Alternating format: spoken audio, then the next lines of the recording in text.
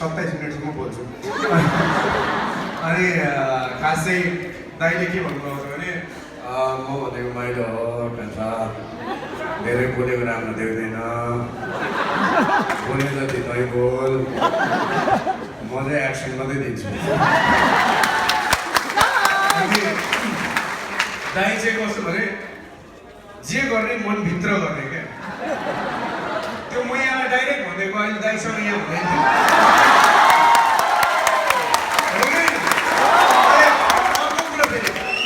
दाइलाई मैले यतिचोटि बाइक सिकाउनु खोजेँ यतिचोटि बाइक सिकाउनु खोजेँ कि कहिल्यै सिकेनन् अनि त्यसपछि ल बाइकबाट नहुने रहेछ कान्छ अर्कै किन्नु भने के भनेको राँगा अन्त दाजु त पुरै राँगामा छ त यस्तो हेलमेट लगाएर त्यसमा चाहिँ म यहाँ लिएर हिँड्छु है म केटा म यहाँ लिएर गइसक्यो काठमाडौँ यस्तो छ कि अलिक भुइँचालोदेखि डर लाग्छ हजुर अनि मिसिनसँगको चाहिँ एकदमै सम्बन्ध चाहिँ भुइँचालोसँग हुन्छ अरे मिसिनमा एकदमै तगडा जापानमा एकदमै भुइँचालो आउँछ भनेर सुनिरहेको आएको थाहा छैन नेपाल अनि त्यो कारणले मलाई डर लाग्छ मिसिनसँग एकदमै मान्छेको त घर हुँदैन मिसिनको कसरी गाह्रो अब दाइले एक दुईवटा डायलगहरू चाहिँ गरिदिनुपर्छ बाजेले पनि भन्नुभयो अनि ठुलाइले पनि बाजेको अनुरोध भन्नुहुँदै थियो त्यो नाति हजुर तर यस्तो हुन्छ है डायलग चाहिँ के भन्ने कुन डायलग तपाईँहरूले भन्नु म भन्नु आउँछु दाइलाई डायलग कुन पहिला भन्नु त के अरे अच्छा रिदम मिलाएर ताली बिस्तारै रिदम मिलाएर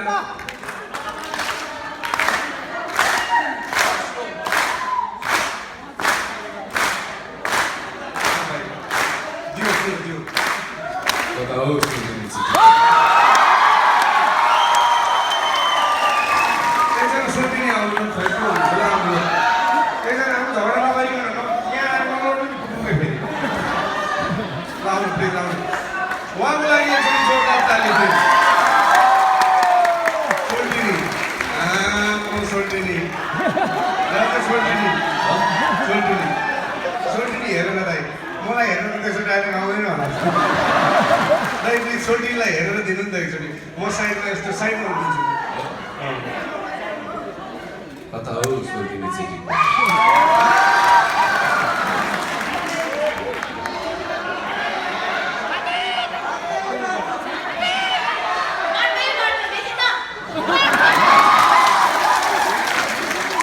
अब कसको पुऱ्याइदिनु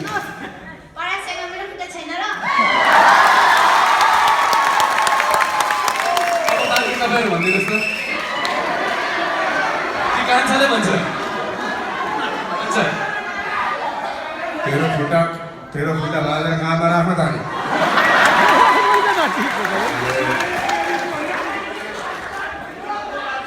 हजुर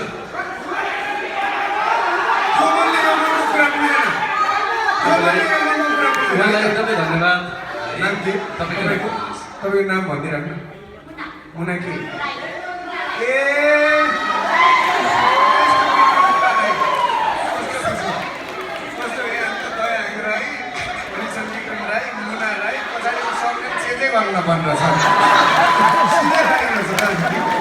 Very good. Nice to meet you. Arigatou gozaimasu. Ice cream done do. Thank you. अर्को डायलग भन्दिनु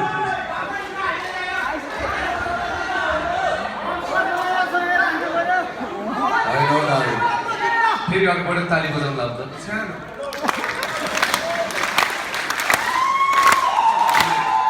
एकछिन मकै पढ्दिनु जस्तो होइन रिदममा क्या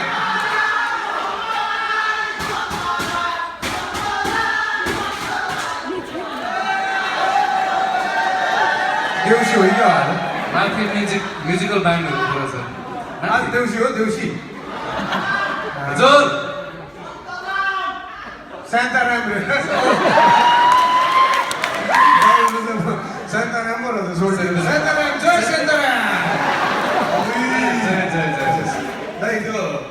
यो तालीको चाहिँ कस्तो छ होला नि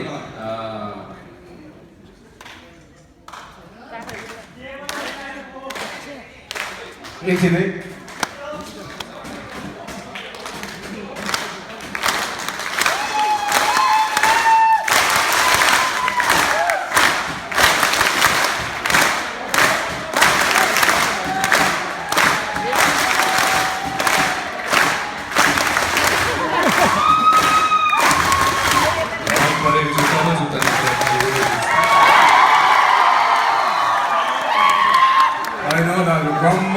भन्दै त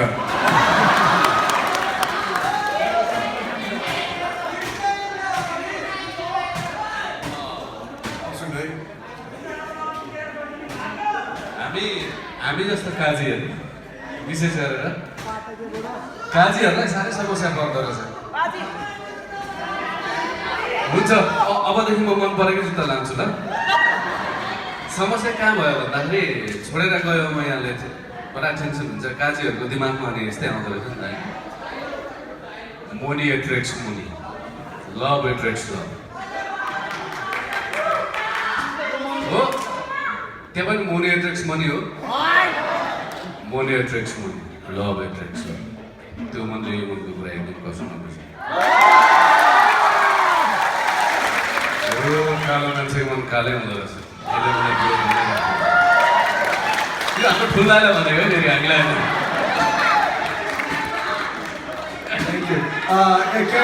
अब यहाँ अडियन्सबाट एकजना कोही आउनुभयो भने एकजना दुईजना एउटामा झगडा नगरौँ दुईजना सोल्टिनी आउनुहोस् हामीसँग अहिले दाइको नयाँ आउँदै गरेको चलचित्र पुरानो ढुङ्गाको गीतमा हामी एकछिन रमाइलो गरौँ दुईजना प्लिज दुईजना है ल ओके सोल्टिनीहरू तपाईँहरू सबैजना ताली चाहिँ बनाइदिनुपर्छ उहाँको चाहिँ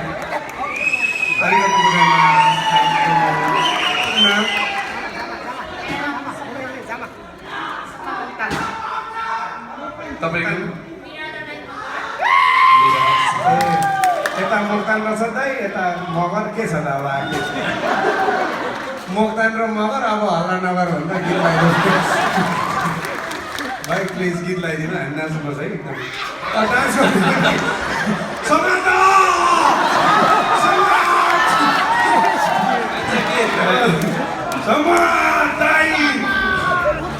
खोइ त नाचे एकछिन सबैजनाले नाच्नु ननाच्ने तपाईँहरू अरू कोही नाच्नुहुन्छ होला ल ओके ल भाइ ल ल मगनी चेनको होला नि बस्छु नि भन्दा sound please hello please hello sound बढाऊ मेरा चाहिए रिसाउने मेरा चाहिए रिसाउने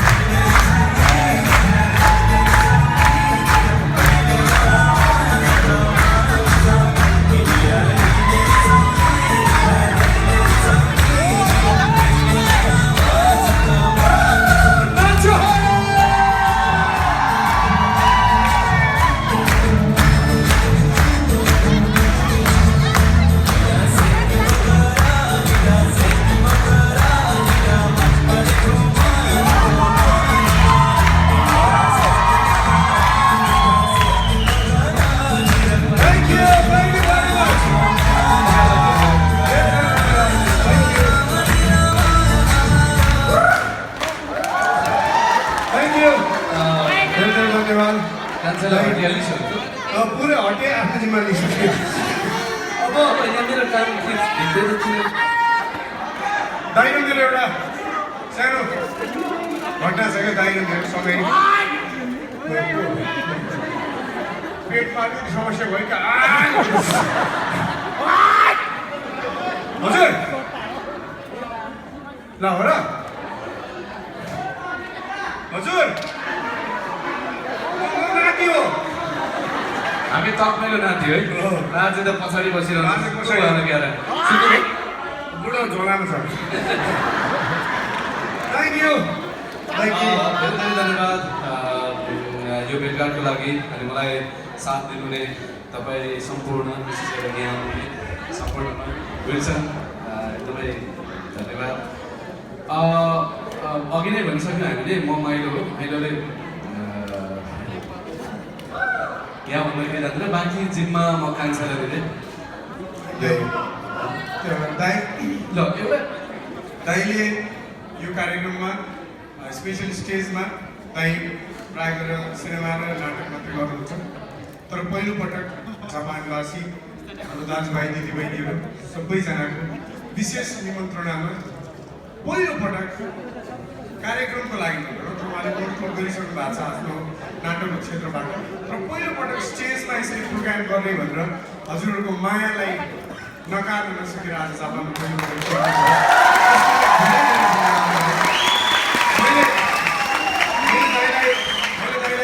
बारम्बार मैले पनि भन्छु हाम्रो दाइ ठुल्दाइ राजेश दाइले पनि धेरैचोटि भन्नुभएको छ प्रोग्रामको लागि कहिले हङकङ कहिले कोरिया होइन अनि धेरैवटा कार्यक्रमको लागि अफर गर्दा दाइले लजाऊ होला हो केटा अब ठुल्दाइले गीत गाउने तैँले हँसाउने म त उही ताली बजाउनु त मैले भने दाइलाई दाइ ठुल्दाइ नचाउने म हँसाउने बिचमा एकजना ताली बजाउने पनि चाहिन्छ हो दाजु ताली बजाउने स्टाइल देख्नु भएन अघि अघि तपाईँको स्टाइलमा एकदम दाइको सम्मानमा जोरदार ताली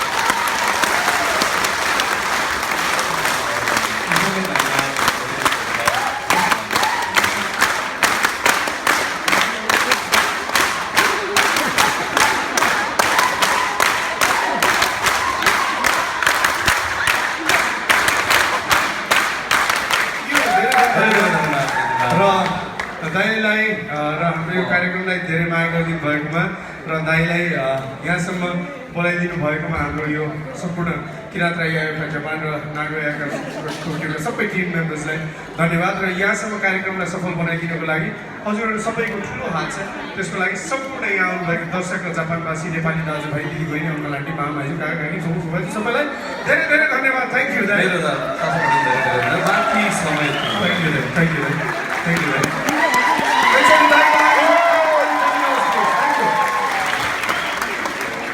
थ्याङ्क यू र अब मैले खासै म यहाँनिर चाहिँ दया दाइसँगै आएर स्टेजमा एकैचोटि चाहिँ एउटै स्टेजमा कार्यक्रम गर्न या केही बोल्न पाउनु म एकदमै धेरै आफूलाई भाग्यमानी ठानेछु त्यसमा पनि संसारकै सबैभन्दा विकसित मुलुकहरूको एउटा मुलुक जापानमा र यहाँ रहनुभएका सम्पूर्ण मेरा आदरणीय दाजुभाइ दिदीबहिनी उनको लागि same to you see you again fill in the blanks र मेरो गीत कसले सुन्नु भएको छ कुन गीत भन्नु कोही भन्छन् रक्सी हजुर कोही भन्छन् राम म चाहिँ भन्छु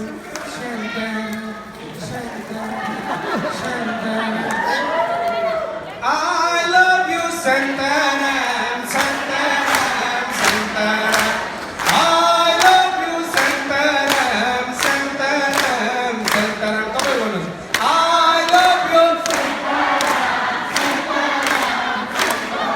Hey I love you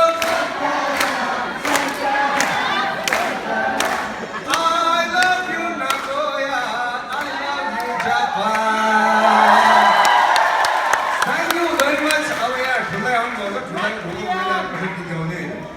म गायक होइन म गायक हो भने लास्ट झुट गाएको लास्ट झुट